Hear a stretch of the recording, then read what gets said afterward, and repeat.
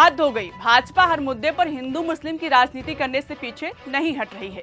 मौका हाथ लगा नहीं कि हिंदू मुस्लिम की राजनीति करने लगती है। ऐसा लग रहा है कि भाजपा वो पार्टी बन गई है जो हर चीज पर हिंदू मुस्लिम कर सकती है। दोस्तों, खबर महाराष्ट्र की है, जहां पर भाजपा वाले हिंदी मराठी भाषा विवाद पर हिंदू मुस्लिम करने लगे हैं। फडणवीस सरकार के मंत्री नीतीश राणे, जिनकी जुबान से विवादित शब्द ही निकलते हैं, वो मराठी भाषा विवाद पर मुसलमानों पर बरस रहे हैं। लेकिन दोस्तों, इसी के साथ सबके सामने भाजपा की विचारधारा भी सामने आ गई है। नीतीश राणे ने अपनी ही पार्टी का राज खोल दिया है। तो क्या राज खोला है? नीतीश राणे ने मुसलमानों के खिलाफ क्या जहर उगला है? एक एक करके सारे चैप्टर आपके सामने खोलूंगी। नमस्कार दोस्तों, मेरा नाम शिवानी पांडे और आप देख रहे हैं 4 PM न्यूज नेटवर्क। दोस्तों, ये खबर आप जानते होंगे कि इस समय महाराष्ट्र में हिंदी मराठी भाषा पर विवाद हो रहा है। महाराष्ट्र नवनिर्माण सेना के कार्यकर्ता लोगों पर हमला कर रहे हैं, उनको मार रहे हैं जिनको मराठी नहीं आती है, हिंदी बोलते हैं। कभी बैंकों में कर्मचारियों की पिटाई करते हुए खबर सामने आती है, तो कभी सिक्योरिटी गार्ड की। अभी एक दिन पहले बिजनेसमैन सुशील केडिया के ऑफिस पर पत्थर से हमला किया गया था। वजह सिर्फ इतनी थी कि उन्होंने सिर्फ ये कह दिया था कि मैं मराठी नहीं बोल सकता। फिर क्या, राज ठाकरे की पार्टी के कार्यकर्ताओं ने पत्थर से वार कर दिया। कुछ दिनों पहले एक दुकानदार की पिटाई करने की खबर भी सामने आई थी, क्योंकि उसको मराठी नहीं बल्कि हिंदी आती थी। लेकिन दोस्तों, यहाँ पर गलती मुसलमानों की कैसे है? राज ठाकरे खुद हिंदू हैं और ऐसा उनकी पार्टी के कार्यकर्ता कर रहे हैं। लेकिन हर चीज में हिंदू मुस्लिम एंगल लाने वाली भाजपा भला इसमें कहाँ चूकेगी? इसमें भी हिंदू मुस्लिम ढूंढ लिया। नीतीश राणे के निशाने पर मुस्लिम समुदाय आ गया। उन्होंने ठाकरे बंधुओं को चुनौती दी कि अगर मराठी सिखाने का इतना ही शौक है तो पहले मुस्लिम बाहुल इलाकों में जाकर मराठी बुलवाकर दिखाएं। ये देखिए, खबर लिखा है कि मराठी विवाद में हिंदुत्व की एंट्री। ठाकरे ब्रदर्स पर भड़के नीतीश राणे, बोले मुसलमानों को जाकर बोलो मराठी में आजान पढ़ें। ये देखिए, खबर लिखा है, ठाकरे ब्रदर्स में अगर दम है तो मुसलमानों से मराठी में आजान पढ़ने को कहकर दिखाएं। इस तरीके की हिम्मत अगर इनको दिखानी है तो इन्हें फिर नल बाजार, भिंडी बाजार, मोहम्मद अली रोड, बम्बोरा में जाकर दिखाने की जरूरत है। वहां तो कोई मराठी में बात करता नहीं है, वहां तो उर्दू के नीचे कोई बात नहीं करता है। दोस्तों, ये बात नीतीश राणे ने कही है। अब यहाँ पर सवाल ये है कि भैया कौन सा मुस्लिम हिंदी भाषा का विरोध कर रहा है? विरोध तो हिंदू की पार्टी महाराष्ट्र नवनिर्माण सेना और शिवसेना उद्धव गुट कर रही है।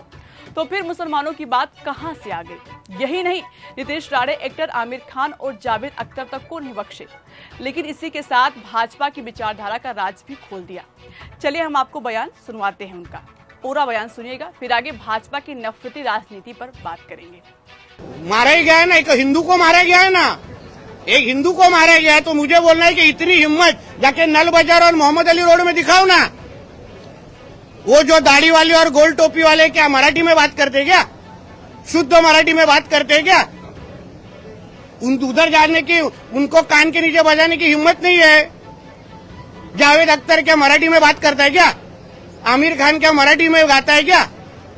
उधर उसके मुंह से मराठी निकालने की हिम्मत नहीं है। ये गरीब हिंदू को क्यों मारने की हिम्मत कर रहे हो?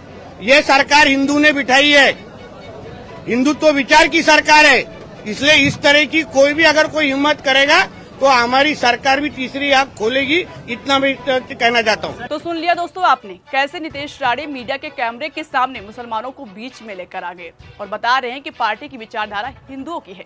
भाजपा के नेता ही कह रहे हैं कि भाजपा हिंदुओं की पार्टी है। सवाल नीतीश राणे से है कि एक बात बताइए, जब बात मराठी और हिंदी की थी तो बीच में आजान और गोल टोपी कहां से आ गई? क्या अब भाषा सिखाने के लिए धर्म का सर्टिफिकेट भी दिखाना पड़ेगा? क्या ही कहें दोस्तों, भाजपा वालों का जैसे नैरेटिव सेट हो गया है हर एक मुद्दे और विवाद पर धर्म को बीच में लाने की। भाजपा राज में चाहे कोई त्योहार हो या विवाद हो या फिर देश का मुद्दा, हिंदू मुस्लिम करने से परहेज नहीं करते हैं। ऐसा लगता है जैसे तुष्टीकरण की राजनीति करने की कसम खा ली है।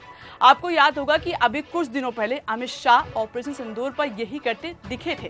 उन्होंने कहा था कि ममता बनर्जी ऑपरेशन सिंदूर पर इसलिए बात नहीं करती हैं क्योंकि इससे उनके वोट बैंक को बुरा लग जाएगा।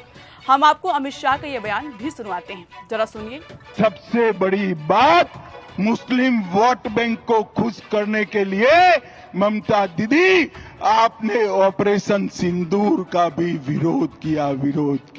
जब भाजपा के इतने बड़े नेता इस तरह की बात करेंगे तो नीतीश राणे तो उनसे छोटे नेता हैं, वो तो करेंगे ही। दोस्तों, आपको याद होगा कि भाजपा मंत्री ने तो कर्नल सोफिया कुरैशी को भी आतंकियों की बहन कहा है। हम विजय शाह की बात कर रहे हैं। उन्होंने उस कर्नल सोफिया कुरैशी को आतंकियों की बहन कहा था, जिन्होंने ऑपरेशन सिंदूर की कहानी पूरी दुनिया को बताई थी। आप इनका भी बयान सुनिए। हर झोपड़ी और हर खोपड़े में हलमा होना चाहिए। हलमा मतलब दूसरों के लिए जीना, समाज के लिए जीना। जैसे हमारे मोदी जी समाज के लिए जी रहे, समाज के लिए जान लगा रहे, और जिन्होंने हमारी बेटियों के सिंदूर उजाले थे, वही कटे पिटे लोगों को हमने उन्हीं की बहन भेज करके उनकी ऐसी की तैसी करवाई। कर्नल सोफिया कुरैशी के बारे में इस तरह की भाषा बोलने वाले मंत्री विजय शाह के खिलाफ अभी तक कोई कार्रवाई नहीं हुई है। एक तरह से सेना का अपमान किया गया, लेकिन हुआ क्या? कुछ नहीं। सोचिए, जिस मुद्दे में देश की सेना है, सेना का शौर्य जुड़ा है, वहां पर भी भाजपा हिंदू मुस्लिम की राजनीति करने का मौका नहीं छोड़ी, तो मराठी भाषा विवाद में कैसे छोड़ सकती है, जबकि ये विवाद भाजपा की वजह से खड़ा हुआ है। अगर भाजपा ये 3 भाषा फॉर्मूला लेकर नहीं आती तो क्या विवाद होता? नहीं होता ना। लेकिन विवाद का समाधान निकालने की बजाय हिंदू मुस्लिम कर रहे हैं। क्या ही कहें, भाजपा सरकार में ऐसे मुद्दे नहीं देखने को मिला जहां पर हिंदू मुस्लिम पर पॉलिटिक्स नहीं हुआ है। ऐसा लगता है भाजपा वाले इससे ऊपर कुछ सोच ही नहीं पाते हैं। देश में और मुद्दे हैं, मगर उस पर बात नहीं करेंगे। फिलहाल दोस्तों, अभी के लिए इस खबर में इतना ही। इस खबर पर आपकी जो भी राय है, अपनी राय कमेंट बॉक्स में हमें जरूर बताइएगा।